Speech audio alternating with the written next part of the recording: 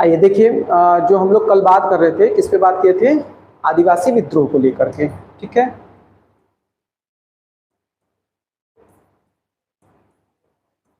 आदिवासी विद्रोह। ठीक है, और आपने देखा था कि जब हम लोग आदिवासी विद्रोह पर बात कर रहे थे तो इसके कुछ प्रमुख कारण थे। कौन कौन से कारण थे? तो एक आपने देखा था कि इनके कुछ आर्थिक कारण थे, किस प्रकार से इनका आर्थिक शोषण हो रहा था, प्लस सामाजिक कारण थे, जिसमें आपने देखा किस प्रकार से जो है वो जमींदार वर्ग जो था।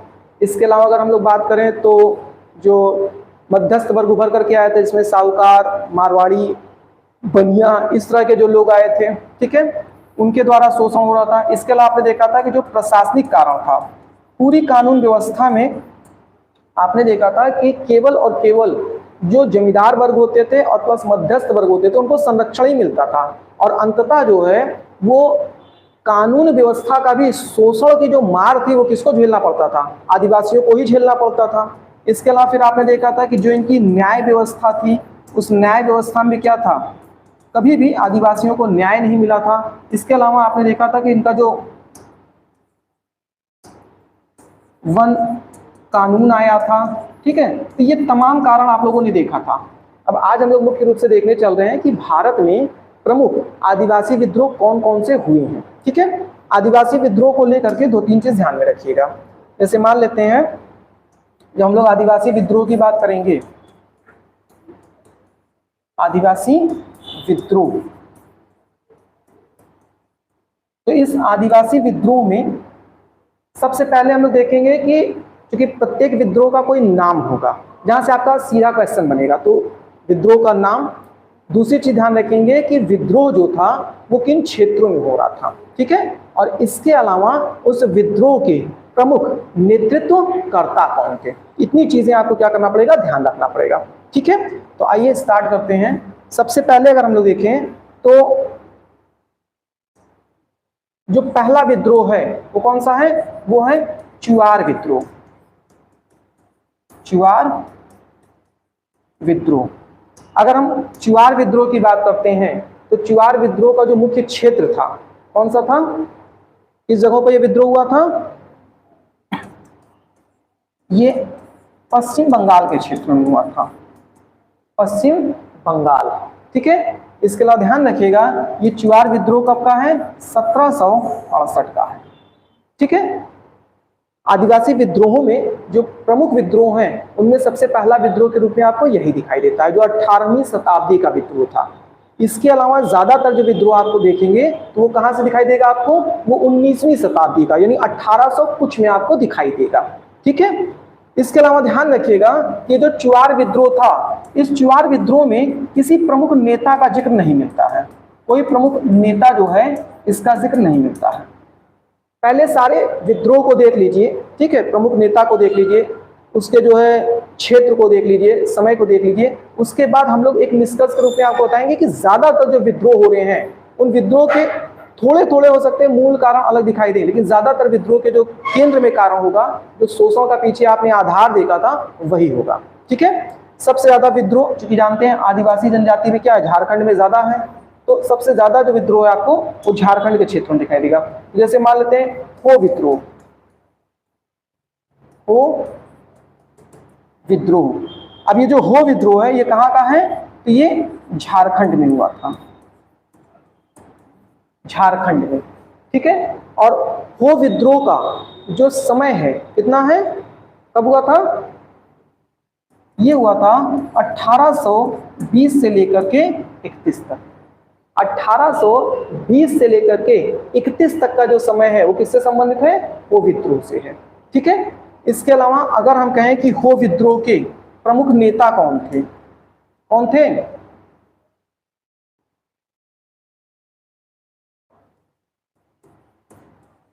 पाराहार के राजा। पाराहार के जो राजा थे वो यहाँ पर इसके प्रमुख नेता के रूप में आपको देखने को मिलेंगे। ठीक है, हो विद्रोह के बाद अगर हम दूसरा विद्रोह देखते हैं तो वो कौन सा है? अगला देखिए,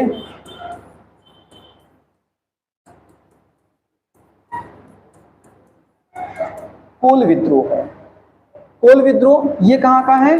ये भी आपके झारखंड का है।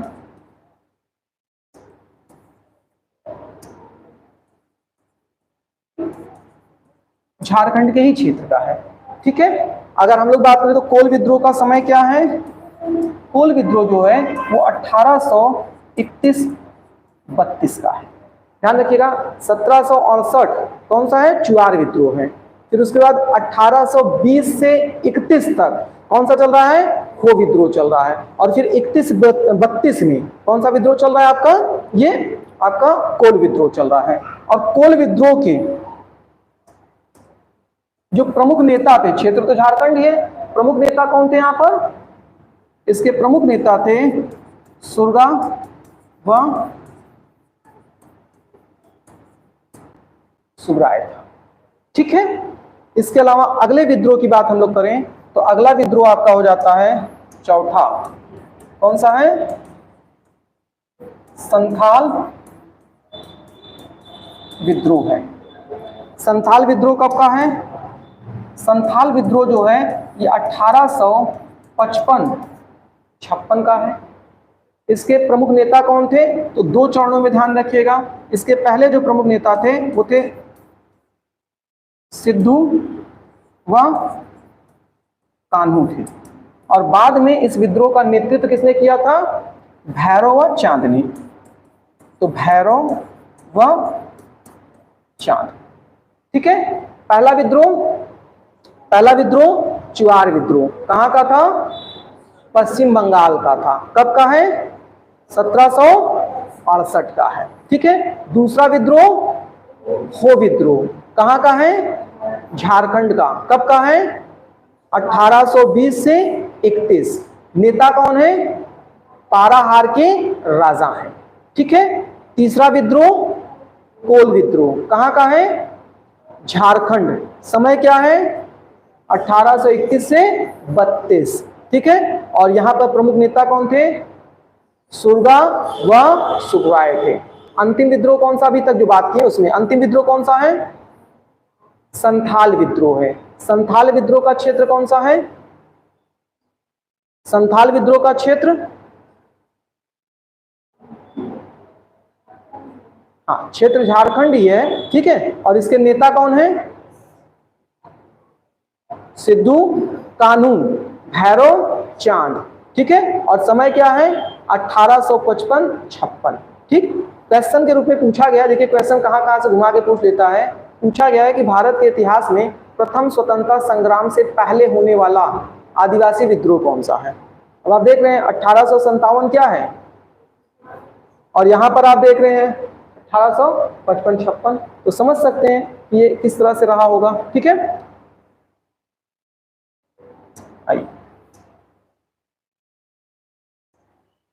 संथाल विद्रोह के बाद अगर हम बात करें तो हो जाता है एक मुंडा विद्रोह।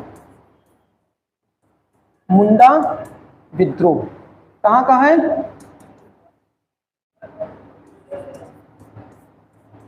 झारखंडा नहीं, झारखंड। ठीक है, ये विद्रोह कब का है?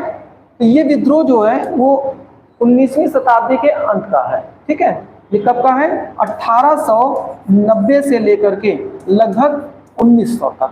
लेकिन इसमें भी ये जो था 1899 से लेकर के 1900 के बीच में क्या था? अपने चरम पर था। ठीक है, अब इसके अलावा अगर हम लोग मुंडा विद्रोह की बात करते हैं तो मुंडा विद्रोह के प्रमुख नेता के रूप में कौन है? हाँ, मुंडा विद्रोह के प्रमुख नेता के रूप में है बिरसा मुंडा।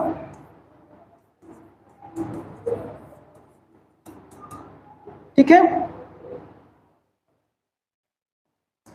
अगर हम लोग नेक्स्ट विद्रोह की बात करें, हाँ, ये मुंडा विद्रोह कहाँ का था? ये भी झारखंड का ही था, झारखंड के क्षेत्र में हो रहा था। ठीक है, इसके अलावा अब अगर हम बात करें तो जैसे एक है पाइक विद्रोह। पाइक विद्रोह कब का है और कहां का है? पाइक विद्रोह उड़ीसा का है। कब का है? कब का है? 1817 का है। ठीक है, और जो पाइक विद्रोह है इसके नेता कौन थे?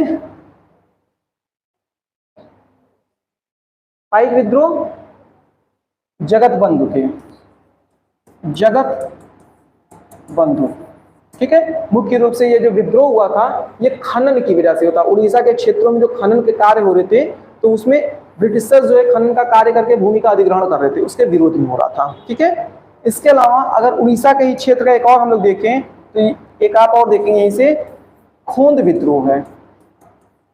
खोंद विद्रोह, खोंद विद्रोह ये कहाँ का है? उड़ीसा का, ये होता है ना, उड़ीसा का ही क्षेत्र का है। और इसके जो प्रमुख नेता थे कौन थे? चक्र बिसोई थे। ठीक है, और ये सभी विद्रोहों में क्या है, एक बिल्कुल अलग प्रवृत्ति का विद्रोह दिखाई देता है। यहां पर क्या होता था, नरबली प्रथा चलती थी, और उस नरबली प्रथा का क्या था, ब्रिटिशर्स ने कानून लगा के विरोध करा दिया था। तो ऐसे में क्या थे, यहाँ के जो जनजातीय लोग थे वो अपनी जो उनकी संस्कृति थी, जो उनकी मान्यताएं थी, परंपराएं थी, उसका विरोध देखते हुए या उनकी संस्कृतियों में हस्तक्षेप ब्रिटिशर्स का देखते हुए उन्होंने क्या किया था, विद्रोह कर दिया था। ठीक है, तो ये कैसा है, ध्यान रखिएगा, खोंद विद्रोह। अब इसके अलावा एक और हम लोग बात कर लें, जैसे रंपा विद्रोह। रंपा विद्रोह, ये रंपा विद्रोह कहाँ का है? रंपा विद्रोह लगभग 1829 के समय का है, और ये आंध्र प्रदेश में हुआ था। आंध्र प्रदेश में। इसके प्रमुख नेता के रूप में कौन है? इसके प्रमुख नेता के रूप में राजू रंपा है, राजू रंपा। ठीक है, इसके अलावा अगर हम लोग एक और विद्रोह की बात करें तो एक और विद्रोह क्या है,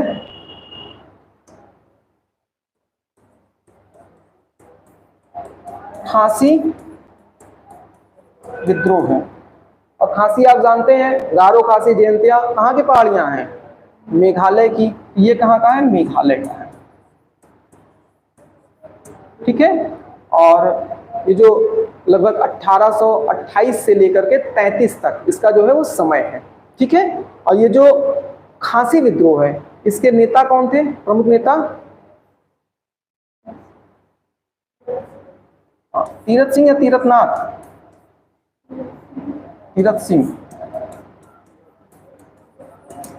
ठीक है, तो ये क्या हो जा रहा है, खासी विद्रोह। तो कितना विद्रोह आपने देखा, कितना विद्रोह?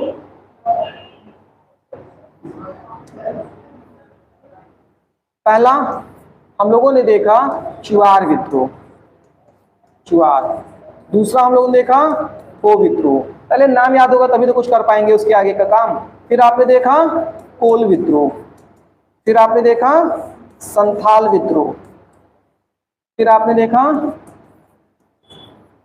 मुंडा विद्रोह, इसके बाद आपने देखा मुंडा के बाद हम लोगों ने पाइक देख लिया था, पाइक के बाद हम लोगों ने एक खूंद देख लिया था, फिर एक आपने रंपा विद्रोह देखा, और एक आपने जो भी लास्ट में देखे खासी विद्रोह देख लिए थे। ठीक है, इसमें अगर हम लोग चुआर विद्रोह की बात करते हैं पश्चिम बंगाल, अगर हम लोग कोल, संथोल और मुंडा इनकी बात कर लेते हैं तो ये कहाँ के हो गए, झारखंड के हो गए। अगर हम लोग पाइक और खूंद की बात कर लेते हैं तो ये कहाँ के हो गए, उड़ीसा का हो गया। और अगर हम लोग रंपा की बात करते थे कहाँ के हो गए, आंध्र प्रदेश का हो गया। और खासी विद्रोह कहाँ का है, हाँ खासी विद्रोह आपका मेघालय का हो जाएगा, मेघालय। ठीक है, अगर हम लोग प्रमुख नेता की बात करें, प्रमुख नेता की बात करें, चुआर विद्रोह में कोई नहीं है। वो विद्रोह में कौन है, पाराहार के राजा हैं। कोल विद्रोह में कौन है, हाँ सुरगा हैं और सुगराएं हैं। संथाल में कौन है? हाँ, सिद्धू, कानू, भैरव, चांद। ठीक है। मुंडा में कौन है? बिरसा मुंडा। पाइक में कौन है? पाइक में जगत बंधु है। ठीक है। इसी तरह से हम लोग अगर खूंद की बात करते हैं तो खूंद का कौन है? चक्र बिसोई है, चक्र बिसोई। ठीक है। रंपा में कौन है? राजू और रंपा है। और खांसी में कौन है? तीरथ सिंह। ठीक है। आइए जल्दी से यहाँ पे देख लेते हैं जो थोड़ा सा हम लोग का था। ठीक है। तो देखिए यहाँ पर प्रमुख जनजाति विद्रोह अभी आपको बताया ही, पहला कौन सा है? चुआर विद्रोह है। चुआर विद्रोह कहाँ पर है? तो 1768 पश्चिम बंगाल में है। ठीक है। मुख्य रूप से यहाँ पे हम लोग को कारण देखना था, बाकी चीजें हम बता दिए हैं। ठीक है। तो कारण में यहाँ पे क्या है? अकाल के समय कठोरता पूर्वक लगान की वसूली करना। चुआर विद्रोह में मतलब वहां पर क्या था? अकाल पड़ गया था, और अकाल के समय हम जानते हैं किसानों की स्थिति क्या होती है, वैसे ही बदहाल हो जाती है। उसमें भी क्या है? अगर उनसे कर वसूली के लिए कठोर, जो आप कहते हैं शक्ति का प्रयोग करके, शोषण करके, कल बताया था ना कि जो इनके कर वसूलने का तरीका था, पहले तो कर उच्च दरों पर होती थी और उसके बाद क्या होता था? अमानवीय तरीके से, मतलब कठोर प्रावधान से कर को वसूलते थे। तो उसी सबके खिलाफ क्या हो गया था? यहाँ पर विद्रोह हो गया था। अगर हम इसके प्रमुख क्षेत्र की बात करते हैं तो मिदनापुर, पश्चिम बंगाल में, पश्चिम बंगाल में मिदनापुर। ठीक है। किसी विशेष नेता का उल्लेख नहीं मिलता, इसीलिए यहाँ पर इसके बारे में कोई नेता के जिक्र नहीं किए थे। दूसरा कौन सा है? हो जनजाति विद्रोह। कहाँ का है? झारखंड, 1820 से लेकर के 31। और यहाँ पर क्या है? क्षेत्र की बात अगर हम करें तो छोटा नागपुर, सुना ही होगा, छोटा नागपुर पठार का जो क्षेत्र है। ठीक है। छोटा नागपुर और सिंह भूमि का क्षेत्र सभी झारखंड के अंतर्गत आ रहे हैं। अब यहाँ पर कारण क्या था? तो कंपनी का विस्तारवादी नीति। मैंने बताया था ना कि जो ब्रिटिशर्स थे उन्होंने क्या किया, पहले भारत के जो मैदानी क्षेत्र थे वहां पर तो संसाधनों का क्या है, मतलब पूरी तरह से दोहन किया। उसके पश्चात धीरे धीरे क्या हुआ, उनकी अभी भी लालसा समाप्त नहीं हुई और भारत में क्या कर रहे थे, अब वो पहाड़ी क्षेत्र, जंगलों की तरफ भी अपना विस्तार करने लगे थे। तो उसी बीच में जब साम्राज्य विस्तार कर रहे हैं तो जाहिर सी बात है कि उन क्षेत्रों में भी जाकर के क्या करेंगे, उनके साथ पहले तो अपने कठोर कानून को लागू कराएंगे, कर प्रावधान वहां पर स्थापित करेंगे, जो भू राजस्व प्रणाली चलती थी। और इसके साथ साथ फिर क्या होगा, उनके जो निजी या स्थानीय जीवन है उसमें क्या करेंगे, हस्तक्षेप करेंगे। तो इसी के खिलाफ क्या हो रहा था, यहाँ पर विद्रोह हो गया था। ठीक है। तो पाराहार के राजा के द्वारा वो विद्रोह का नेतृत्व किया गया था। और इसका देखिए दमन किसने किया था, तो मेजर और रफ सेज। मैं इस पास देख रहा हूं तो देख लीजिए, रफ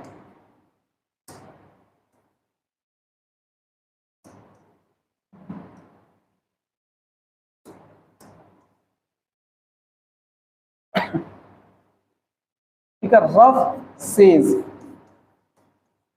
इनके द्वारा क्या किया जा रहा है, दमन किया जा रहा है।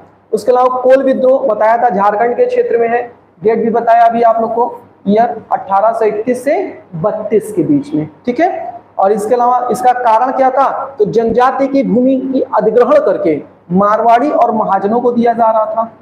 तो मैंने बताया ना कि मध्यस्थ वर्ग जो था उसके द्वारा भी शोषण हो रहा था, उसके विरोध भी कई प्रतिक्रियाएं यहाँ पर हुई हैं। ठीक है। तो कोल जनजाति की भूमि को अधिग्रहण किया जा रहा है और मारवाड़ी और महाजनों को दिया जा रहा है। क्षेत्र क्या है, वही छोटा नागपुर का क्षेत्र। इसके अलावा नेता कौन है, तो सुरगा और सुगराय, इस पे चर्चा हम लोगों ने किया था। संथाल विद्रोह 1855-56 कौन सा क्षेत्र है, झारखंड का क्षेत्र है। ठीक है।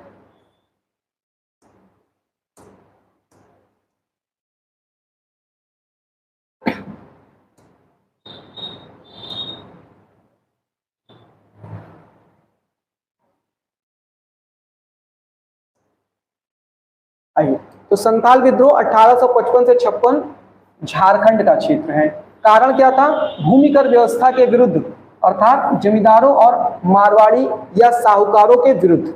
यानी भूमिकर जो व्यवस्था था वो कौन था, जमींदारों के माध्यम से वसूला जा रहा था, तो उनके विरुद्ध।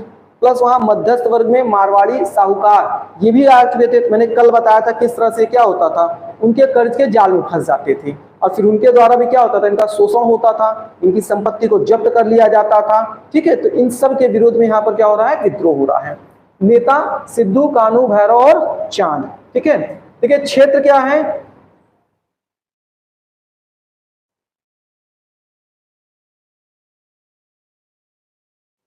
तो क्षेत्र के रूप में देखें तो राजमहल का जो पहाड़ी क्षेत्र है, राजमहल का पहाड़ी क्षेत्र। ठीक है, और इस क्षेत्र को क्या है, दामिन ए कोह के नाम से जाना जाता था। तो आपको बहुत ट्रिकी क्वेश्चन में भी पूछा जा सकता है कि संथाल विद्रोह कहाँ हुआ था, और उसमें क्या है, वो राजमहल का पहाड़ी क्षेत्र ना देकर के आपको क्या देते, दामिन ए कोह देते। ठीक है, या आपको ऐसे पूछा था दामिन ए कोह क्षेत्र में हुए विद्रोह निम्नलिखित में से कौन है, तो अगर आप उसको नहीं समझ पा रहे हैं तो फिर फंस जाएंगे मामला। ठीक है, इसके बाद देखिए यहाँ पर विशेषता क्या है, तो इसकी हाँ ये सबसे बड़ी विशेषता क्या थी कि देखिए जितने भी आदिवासी विद्रोह हो रहे थे उन सभी विद्रोहों में क्या था, ये सबसे संगठित विद्रोह था। कल हम लोगों ने आदिवासियों के विद्रोह द्वारा या आदिवासियों के विद्रोह में असफलता का जब कारण देखा था, तो वहां देखा था ना कि इनका कोई संगठन नहीं था, और ये क्या थे, स्थानीय स्तर पर अपने छोटी छोटी मांगों या समस्याओं को लेकर के ब्रिटिशर के साथ संघर्ष कर रहे थे। अब यहाँ पर क्या है, संगठित विद्रोह हो रहा है। तो इसके लिए क्या हुआ, अब तक का आदिवासियों का सबसे संगठित विद्रोह था। इसमें भगन डीहा एक गांव का नाम था, क्या है, भगन डीहा। ठीक है, ये जो भगन डीहा गांव है वहां पर संथालों की एक बैठक होती है, जहां हजारों की संख्या में संथाल एकत्रित हुए और इसी बैठक में विद्रोह करने का निर्णय लिया। ये काफी हिंसक विद्रोह था, कहा जाता है कि संथालों के खून से पूरा जो राजमहल का पहाड़ी था वो क्या हो गया, रक्त रंजित हो गया। ठीक है, तो जितने बड़े पैमाने पर आप जाकर संघर्ष करेंगे तो कहीं ना कहीं दमन के लिए उतनी ज्यादा शक्ति का प्रयोग भी जो विपक्ष है उसको करना पड़ेगा। और ब्रिटिशर्स ना तो बहुत दयालु थे और ना ही उनके पास शक्ति की कमी थी, तो जाहिर सी बात है निर्दयता पूर्वक क्या है, जो विद्रोह है उसका दमन किया जा रहा है। तो ऐसे में क्या होगा, खून तो ज्यादा बहेंगे ही। ठीक है, इसके बाद देखिए क्या है, प्रभाव की बात करें तो इसका प्रभाव पड़ा था सकारात्मक, कुछ यहाँ पर विद्रोहियों को लाभ मिला था। तो संथाल परगना एक्ट ब्रिटिश सरकार को लाना पड़ा था, ये परगना एक इकाई के रूप में होता था। तो संथाल परगना एक्ट यानी संथाल जो क्षेत्र था वो परगना आता था, उसी के तहत नाम कर दिया गया संथाल परगना एक्ट। किसके द्वारा लाया जा रहा है, ब्रिटिश सरकार को लाना पड़ा। और संथाल परगना को अलग प्रमंडल, परगना बड़ी इकाई थी, जिला से पहले होती थी, यानी जो हम लोग कमिश्नरी की बात करते हैं, कमिश्नरी कैसे होता है, कई जिले को मिला करके कमिश्नरी बनता है। तो यहाँ पर भी क्या था, वही बात किया जा रहा है कि अब यहाँ पर क्या, संथाल परगना को अलग प्रमंडल का दर्जा देना पड़ा। क्योंकि अलग प्रमंडल दे रहे थे तो इनके अनुसार कुछ अलग वहां पर कानून स्थापित कर दे रहे थे, तो अलग जो कमिश्नरी क्षेत्र या परगना था उससे जो कानून है उसके आपस में संघर्ष नहीं हो रहे हैं। मतलब आप समझे ना, जैसे अगर इनको कोई हम हक दे रहे हैं तो उस हक को सभी को देना पड़ेगा, लेकिन जब इसको एक क्षेत्र को परगना के रूप में हमने कर दिया तो केवल संथाल जनजाति जहां रहती थी वहीं तक वो हम कानूनी उनको अधिकार दे रहे हैं, उससे बाहर के लोगों को कानूनी अधिकार नहीं देंगे। और यहां पर क्या किए हैं, एक विशेष प्रशासनिक व्यवस्था को लागू कर दिए हैं। सिद्धू और कान्हू दोनों भाइयों ने अपने आप को ठाकुर का अवतार बताया। यहां पर आप विद्रोहों में देखेंगे कई विद्रोह की प्रवृत्ति ऐसी दिखाई देगी जिसमें, जैसे मुंडा विद्रोह पे भी हम लोग चर्चा करेंगे, जिसमें आप देखेंगे कि जो नेतृत्वकर्ता थे वो अपने आप को बिल्कुल भगवान के स्तर तक लेके चले गए थे, अपने आप में दैवीय तत्वों का प्रवेश कराने लगे थे। यहाँ पर क्या बताया जा रहा है, सिद्धू और कान्हू ये दोनों भाई थे, क्या कर रहे हैं, अपने आप को ठाकुर का अवतार बता रहे हैं। और कल बताया था ना ठाकुर कौन थे, ठाकुर इनके देवता लोग होते थे ना, जिनमें इनको विश्वास होता था, आस्था होती थी।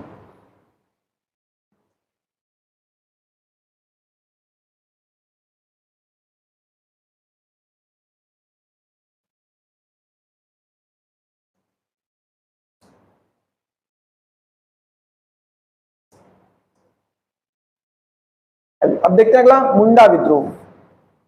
मुंडा विद्रोह कहाँ का है, ये भी झारखंड का है। कब, 1890 से 1900 के बीच। और बताया था ना आपको कि 1899 से लेकर के 1900 में क्या था, अपने चरम पर था। ठीक है, इसके अलावा अगर कारण की बात करें तो आदिवासियों की भूमि पर सरकार का कब्जा और खुट कट्टी, खुदकट्टी का मतलब क्या हो गया, ये एक सामूहिक कृषि प्रणाली हुआ करती थी। जब आप कृषि प्रणाली को पढ़ेंगे तो उसमें क्या है, ये एक प्रकार की कृषि प्रणाली है। देखिए सामूहिक कृषि में क्या होता है, हमेशा लागत कम लगती है और चूंकि वहां पर क्या होता है, कार्य करने वाले जो कृषक मजदूर हैं उनकी संख्या बढ़ जाती है, तो ऐसे में क्या होता है, उसमें से जो उसकी उपजाऊ क्षमता उसको बढ़ाया जा सकता है। कैसे, जैसे आप सपोज करिए कि कोई सामान आप खरीद के लेकर के आते हैं। अब आप कल्पना करिए कि आप किसी सामान को क्या कर रहे हैं, एक परिवार के लिए खरीद रहे हैं और फिर उसी सामान को आप क्या कर रहे हैं, 10 परिवार के लिए खरीद रहे हैं। तो बताइए एक परिवार के लिए जो चीज खरीद रहे हैं वो रिटेल में खरीदेंगे ना, और अगर किसी चीज को आपको 10 परिवार के लिए खरीदना हुआ तो होलसेल में खरीदेंगे ना। तो जब उसमें से 10 परिवार के लोग अपने अपने हिस्से का बांट लेंगे तो पैसा कम पड़ेगा कि नहीं पड़ेगा। कोई चीज 5 किलो लेने जा रहे हैं और कोई चीज 5 बोरी लेकर के आ रहे हैं तो खर्चा कम पड़ेगा कि नहीं पड़ेगा। इसी तरह जब आप सामूहिक कृषि करते हैं तो उसमें क्या होता है, जितने भी प्रकार के कृषि में निवेश होते हैं, क्योंकि वो क्या होता है एक बड़े पैमाने पर होता है तो उसका खर्चा गिर जाता है। उसके अलावा क्या होता है, कृषि में कार्य करने वाले लोगों की संख्या बढ़ जाती है, कई लोग मिल करके उस कृषि को कर रहे हैं ना। तो छोटे छोटे खेत में जब आप काम कर रहे हैं तो ऐसे में एक ही व्यक्ति कितना काम कर सकता है, तो कहीं ना कहीं कार्य दक्षता भी प्रभावित हो जाती है। और जब बड़े स्तर पर सामूहिक प्रयास कर रहे हैं तो उसमें कई लोग अपने अपने कार्य में क्या होंगे, कुशल होंगे और प्लस कार्य शक्ति बढ़ जाएगी, तो ऐसे में क्या होगा, उत्पादन भी बढ़ जाएगा। तो खैर ये वहां की प्रथा थी जिसमें आप देखेंगे कि ये खुद कट्टी यानी सामूहिक कृषि चलती थी। ठीक है, अब इस प्रथा पर इन्होंने क्या किया था, और रोक लगा दिया था। इसका मतलब बेहतर लगान वसूली के लिए ये क्या कर रहे थे, सबको अपना अपना हिस्सा अलग से बांट करके उसके बाद उसमें से वसूली करा रहे थे, उससे इनको वसूली में लाभ होता, राजस्व की लाभ होती। ठीक है, इसके अलावा देखिए इसके नेता कौन है, तो बात कहते हुए बिरसा मुंडा है। विशेषता क्या है, इसे हो या उल गुलान विद्रोह के नाम से भी जाना जाता है। ठीक है, तो कंफ्यूज मत होइएगा, वो विद्रोह दूसरा था। ठीक, देखिए बिरसा मुंडा ने स्वयं को भगवान का दूत घोषित किया। बिरसा मुंडा ने क्या किया, स्वयं को भगवान का दूत घोषित किया और इसने बोंगा प्रथा के स्थान पर सिंह बोंगा प्रथा चलाया। तो बोंगा और सिंह बोंगा क्या है, ये जो बोंगा प्रथा था इसका मतलब बहुदेववाद, बहुदेववाद। अब इसने क्या किया, इसको समाप्त किया और इसके स्थान पे क्या किया, सिंह बोंगा प्रथा चलाया। और इसका मतलब क्या था, एक देवता में विश्वास, यानी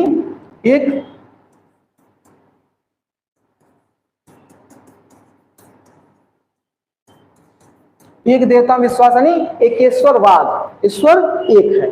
अच्छा, उसने किया क्यों ऐसा, जब आप बहु देवताओं में विश्वास कर रहे हैं तो इसका मतलब देवता तो एक से ज्यादा है लेकिन एक में कर रहे हैं, तो उसने क्या किया, अपने आप को देवता कर दिया, यानी सिंह भोगा में अपने आप को यहाँ पे ला कर रख दिया, नहीं रख दिया, मैं ही हूँ, सब कुछ हूँ, मैं देवता हूँ, मेरे ही क्या करें, आप पूजा करें, मेरी ही अर्चना करें और मेरे ही निर्देशों का पालन करें। तो इससे लोग भटकेंगे नहीं, जब हमको और देवता मिलेंगे, एक देवता ही पर्याप्त है ना। तो अब देखिए विद्रोह कैसे चल रहा था। 1899 में क्रिसमस की पूर्व संध्या पर मुंडा जाति का शासन स्थापित करने के लिए विद्रोह किया गया। उस क्षेत्र में ब्रिटिशर्स को भगा करके वहां पर पूरा मुंडा जो जनजाति है उनका शासन स्थापित करने का प्रयास किया गया था। ठीक है, तो क्रिसमस की पूर्व संध्या पर मुंडा जाति का शासन स्थापित करने के लिए विद्रोह किया गया और डीकुओं को मार भगाना है, ये एक प्रकार का नारा हो गया, डीकुओं को मार भगाना है। डीकू शब्द का प्रयोग किसके लिए कहा गया था, डीकू शब्द का प्रयोग किया गया बाहर के लोगों के लिए। इसका मतलब जो उस जनजाति और उस क्षेत्र में मतलब बाहर के लोग आए थे उनको वहां से निकालना है। ठीक है, डीकू मतलब आउटसाइडर के उद्देश्य से किया गया था। ठीक है, और ऐसा क्यों किया गया, तो मुख्य रूप से उनके शोषण के कारण। यह भी एक हिंसक विद्रोह था। इस विद्रोह के माध्यम से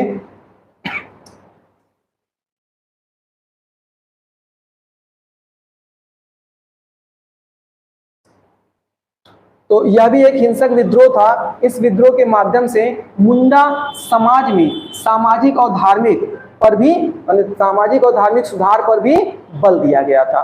तो कुल मिलाकर के मुंडा विद्रोह जो है वो एक संगठित विद्रोह था। यहाँ पर आप देख रहे हैं जो 2-3 शब्द नए निकल के आ रहे हैं, उसमें एक बोंगा प्रथा आ रही है जिसका मतलब बहुदेववाद होता है। सिंह बोंगा आ रहा है जिसमें एकेश्वरवाद की बात आ रही है। बिरसा मुंडा ने अपने आप को क्या किया था, अपने आप को एकेश्वरवाद के तहत देवता घोषित कर दिया था। इसके अलावा यहाँ पे दीपुओं को मार भगाना है, इस तरह की विचारधारा थी। और मूल रूप से देखें तो उनके शोषण के खिलाफ तो विद्रोह था ही, लेकिन इस संगठन के माध्यम से वहां पर सामाजिक और धार्मिक सुधार के भी प्रयास किए जा रहे थे। ठीक है, बाद में मुंडा को गिरफ्तार कर लिया गया और धीरे धीरे उसकी मृत्यु हो गई। आइए अगला है रंपा विद्रोह। अब ये रंपा विद्रोह कहाँ का है, आंध्र प्रदेश का बताया था, 1829 का है। कारण क्या था, तो जागीरदारों और वन्य कानून के विरुद्ध था। ठीक है, जागीरदार मतलब जमींदार। प्रमुख नेता कौन था, राजू रंपा। पाइक उड़ीसा में कब, 1817। कारण क्या है, तो भूमि पर लगान और खनन कार्य पर कर लगा देना, क्योंकि उड़ीसा वगैरह के क्षेत्र में क्या है, आप देखते हैं खनन का कार्य ज्यादा होता है। अब जो वहां पर जनजाति रह रही थी, पाइक जनजाति, वो न जाने कब से सदियों से वहां पर क्या करता था, खनन करता था, अपनी आवश्यकता पूर्ति करते थी। अब वहां पर क्या है, जैसे कृषि के उपज पर कर लगा दिया जाता था, वैसे क्या किए यहाँ पर, अब जो खनन के कार्य हो रहे हैं उस पर भी कर लगा दिया गया। ठीक, तो ये भी एक कारण बना था विरोध का। नेता कौन है, जगत बंधु। खोंद उड़ीसा का है, बताया था कारण क्या था, नरबली पर रोक लगा देना। नेता कौन है, चक्र बिसोई है। इसके अलावा खांसी,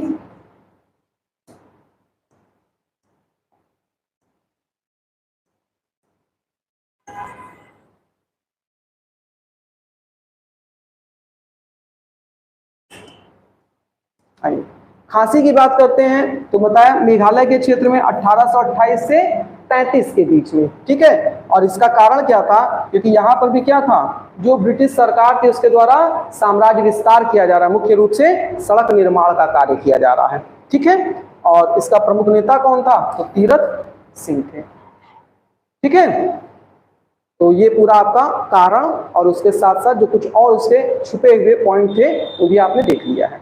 ठीक, सामान्यता जैसे जब हम लोग एक एक विद्रोह को देखते हैं तो उस एक एक विद्रोह में देखेंगे कि मुख्य रूप से किस किस क्षेत्र में हुआ है। ठीक है, किस क्षेत्र का मतलब जैसे मैंने आपको प्रांतीय स्तर बताया, लेकिन आप मेंस में जाकर लिखते हैं तो बहुत सी बार क्या होता है, जैसे एक बार बहुत पहले मैंने क्वेश्चन देखा था तो उसमें क्वेश्चन था कि भारत में स्वतंत्रता संग्राम से पूर्व हुए 5 विद्रोहों का उल्लेख कीजिए। अब एक अगर जीएस के स्तर पे कोई नहीं पढ़ रहा है तो उसको लगता है अच्छा स्वतंत्रता संग्राम से पहले 5 विद्रोह, फिर कहेगा यार यूपीएससी पता नहीं क्या क्या पूछ लेता है, कहाँ कहाँ से विद्रोह लाके लिखेंगे। फिर बाद में समझ में आया कि 5 नहीं 15 कम से कम लिख सकते हैं आप, क्योंकि अभी आपने केवल क्या देखा है, अभी आपने केवल आदिवासी विद्रोह देखा है, अभी नागरिक विद्रोह भी देखेंगे, वो भी आपको कहीं दिखाई देंगे। तब समझ में आता है कि टॉपिक में बहुत कुछ होता है जो सामान्य स्तर पे आपको समझ नहीं होता है। तो जब मेंस में जाएंगे तो मान लेते हैं इस तरह के क्वेश्चन आ गए तो आपको हर विद्रोह के पीछे कम से कम कुछ फैक्ट वहां पर और जोड़ने पड़ेंगे। उसमें क्या होगा, क्षेत्रीय स्तर पे हम बात करेंगे तो एकदम स्पष्टीकरण होना चाहिए किस क्षेत्र में था। ठीक है, दूसरे स्तर पे हम लोग क्या देखते हैं फिर कि वहां का मुख्य कारण क्या था। तो ध्यान रखिएगा, अगर हम मुख्य कारण की बात करते हैं, मुख्य कारण, तो सामान्यता अगर आपको नहीं समझ में आ रहा है तो वहां पर क्या होगा, 3-4 पॉइंट है जिसके आधार पर आप अपनी बातों को कह सकते हैं, क्योंकि कोई चीज खाली छोड़ने से अच्छा है कुछ तो लिख के आइए उसमें। ठीक है, तो ध्यान रखिएगा, ये मैं बार बार कहता हूं कि यूपीएससी के मेंस राइटिंग बिल्कुल हाई स्कूल के एग्जाम के जैसा होता है, जिसका हाई स्कूल में जब आप थे तब भी हवा बनाया जाता था 8वीं क्लास से लेकर के, और जब आप यूपीएससी की तैयारी कर रहे होते हैं ये भी अभी यूपीएससी को हवा मानकर बैठे हुए हैं। बिल्कुल वैसे ही जैसे हाई स्कूल के लिए क्या होता है, आपके अंदर 6वीं क्लास 7वीं क्लास 8वीं क्लास से क्या किया जाता है, हाई स्कूल है 4 साल बाद, फिर आपसे कहेंगे 3 साल बाद हाई स्कूल है, फिर आपसे कहेंगे 2 साल बाद हाई स्कूल है, फिर कहेंगे 1 साल बाद हाई स्कूल है, फिर कहेंगे इस साल हाई स्कूल है। और मैं ये समझ ही नहीं पाता कि अगर आप पढ़ने वाले स्टूडेंट हैं तो क्या फर्क पड़ता है कि आप क्लास में बैठकर टेस्ट दे रहे हैं कि वहां पर जाकर हाई स्कूल का टेस्ट दे रहे हैं। अगर आप पढ़ने वाले स्टूडेंट हैं तो आपके तो सभी एक जैसा होगा ना। तो जिस तरह से हाई स्कूल का आपके चारों तरफ इतना बड़े स्तर पर हवा बनाया जाता है ना, यूपीएससी भी वैसा ही कुछ है। मेंस की राइटिंग में लोग इतना सोचते हैं, पता नहीं कौन विद्वान आके लिखता होगा, मतलब वेदों की रचना करने के बाद कोई रचना कर रहा है तो सीधे वो आकर के मेंस की कॉपी में कर रहा है। अरे ऐसा कुछ नहीं है। जिस तरह से आप अपने हाई स्कूल में अच्छे कंटेंट को लिखते थे तो 5 नंबर का क्वेश्चन होता तो 3 नंबर मिल जाता था। जब आपको लगता था कुछ नहीं आ रहा है तो कुछ लिख दो तो एग्जामिनर भी 1-1.5 नंबर टपका देता था। ऐसे यहाँ भी चलता है। आपका 10 नंबर का होगा तो 6-7 नंबर से ज्यादा नहीं देंगे, और उसके बाद क्या होगा, जहां आपको कुछ नहीं समझ में आएगा तो 1.5-2 नंबर टपका देंगे। तो आप जानते हैं हर नंबर आपके लिए महत्वपूर्ण हो जाता है। ठीक है, तो इसी दृष्टिकोण से बता रहे थे। मुख्य कारण क्या है, तो मुख्य कारण जो है इसमें, एक तो आप देखेंगे जमींदारी शोषण, जमींदारी शोषण। दूसरा अगर आप देखेंगे तो यहां पर क्या हो सकता है, यहां पर हो सकता है उनके जमीनों का अधिग्रहण। तीसरा कारण अगर आप देखेंगे तो आपको क्या दिखाई देगा, यहां पर तीसरा कारण आप देखेंगे तो आपको दिखाई देगा कि जो मध्यस्थ वर्ग थे, मध्यस्थ वर्ग, उनका शोषण। कुछ स्थान पर आपको क्या कारण दिखाई देगा कि उनकी जो स्थानीय मान्यताएं या हम कहें संस्कृति थी, उस स्थानीय मान्यताओं या संस्कृति पर क्या हो रहा है, किसी तरह का प्रहार किया जा रहा है। ठीक है, ये कुछ प्रमुख कारण रहेंगे जो आपको लगभग हर विद्रोह में आसपास भटकते हुए दिखाई देंगे। इसके अलावा जहां विशिष्ट होगा ना, उसको तो आप एक बार पढ़ लेंगे तो अपने आप आपको समझ आ जाएगा। जैसे मैंने पाइक विद्रोह बताया, खनन कार्य को लेकर था। जैसे मैंने आपको खूंद विद्रोह बताया, किसके लिए था, नर बलि प्रथा को जब समाप्त किया जा रहा है उसके विरोध में था। बाकी ज्यादातर आपको यही देखने को मिलेगा। ठीक है।